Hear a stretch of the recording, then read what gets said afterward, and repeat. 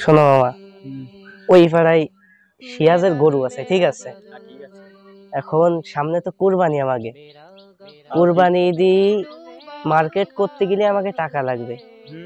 এখন টাকা যদি আমাকে লাগে, টাকা আনতে গেলে তো ব্যবসা একটা ধরতে হবে, হয় গরুর দালালি নয় ছাগলের দালালি, যে কোনো একটা করতেই হবে। আমাকে ব্যবসাটাই তো দালালি, ঠিক আছে? দালাল মানেই তো টাকা। হ্যাঁ, এখন ওই সিরাজের গরুটা বিক্রি করবে, ওটা কোন ভাবে কি কিনা যায়, একটা বুদ্ধি দাও। শোনো মামা, বুদ্ধি পাইছি। প্রথমে তুমি যাবা, যাই কবা, যাই তুমি যে গরুটার যে বুল ধরবা, আমি সেই বুল ধরবো। মানে যা দাম কবে 3 ভাগের 1 ভাগ। 3 ভাগের 1 ভাগ।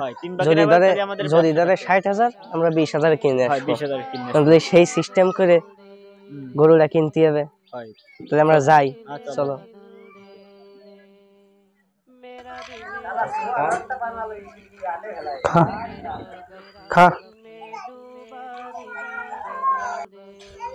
আসসালামু আলাইকুম।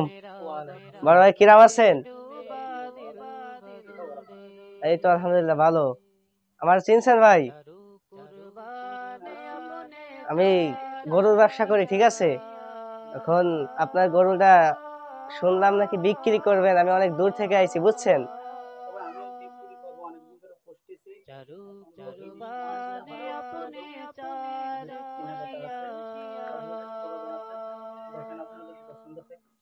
হ্যাঁ ভাই, সরে আসেন, গরুতে রাগ খুব।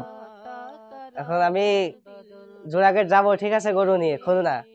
এখন আপনি যদি আমার কাছে বিক্রি করেন, তাহলে আমি নিয়ে যেতে পারি, বুঝছেন? গরুটা কি দেখবো আমি? হ্যাঁ ভাই, দেখি। আরে ভাই, গরুর তো সমস্যা আছে ভাই। দেখেন শিং এখানে একটু কুজো বেশি, দেখছেন? এখানে একটু লম্বা, এখানে একটু খাটো। এদের গরুর সমস্যা, ঠিক আছে ভাই? গরুর বান কি ভালো আছে? হ্যাঁ ভাই, বান দুইটা ছোট, দুইটা বড়। এই গরু দাঁতিছে ভাই, নাহলে তো কুরবানি হবে না। ভাই গরুর দাঁত ভাঙ্গাই যে, এ গরু নিলে তো আসলে ভাই লস করতে হবে না, কেউ কিনতে চাবে না। ভাই আপনি এখন কিনতে আসছেন, আর আমার মালও এই, আমারও মনে করেন বিক্রি করতে হবে। আপনি দেখেন, আপনার যদি পছন্দ হয় তাহলে আপনি নেবেন না। কি ভাই আপনি এখানে? আরে কি খবর? আমিও তো গরু দেখতে আইছিলাম, এখন গরুটা নাকি বিক্রি করবে ভাই বলছিল। আমি তো কেনার জন্য আইছি, কিন্তু ভাই গরু দেখেন দি কিরম হবে না।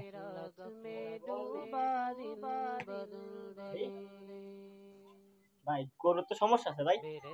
সমস্যা কি সমস্যা? ভাই এই যে শিং বড় ছোট। হ্যাঁ ভাই, আমিও এটাই বাইরে বলছি, বুঝছেন? ভাই দাঁতিছে দেখেন ভাই, গরুর তো দাঁত ভাঙা ভাই।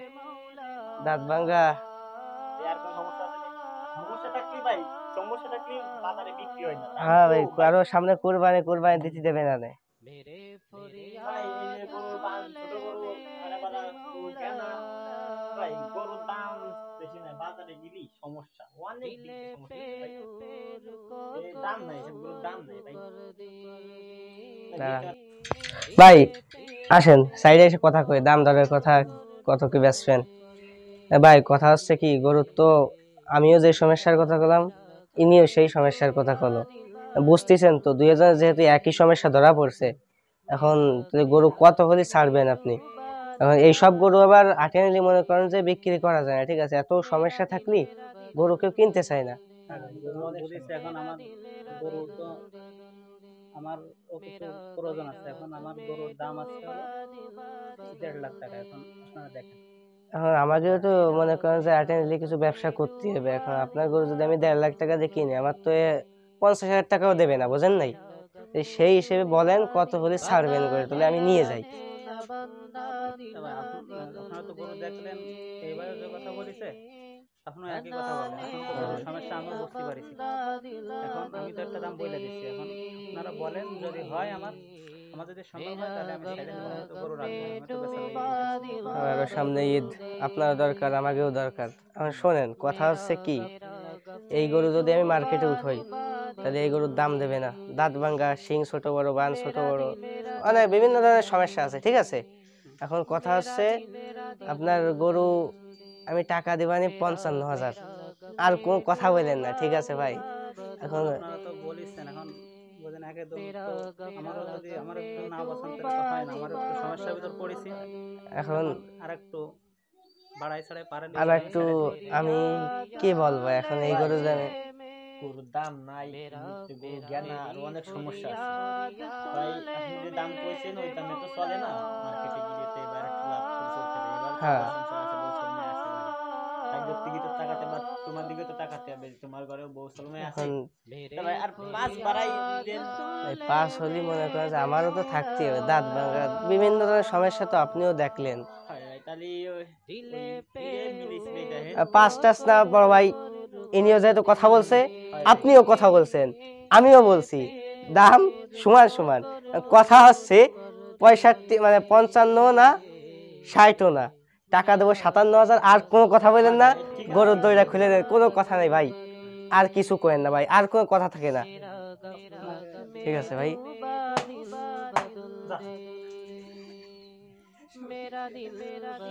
প্রিয় বন্ধুরা, ব্যবসাকে আল্লাহ তাআলা হালাল করেছেন, তার জন্য এটা নয় যে অসৎ পথে আপনি টাকা উপার্জন করবেন। প্রিয় বন্ধুরা, আসুন আমরা সৎ পথে ব্যবসা করি, ব্যবসা করে আল্লাহ তাআলাকে সন্তুষ্টি করি।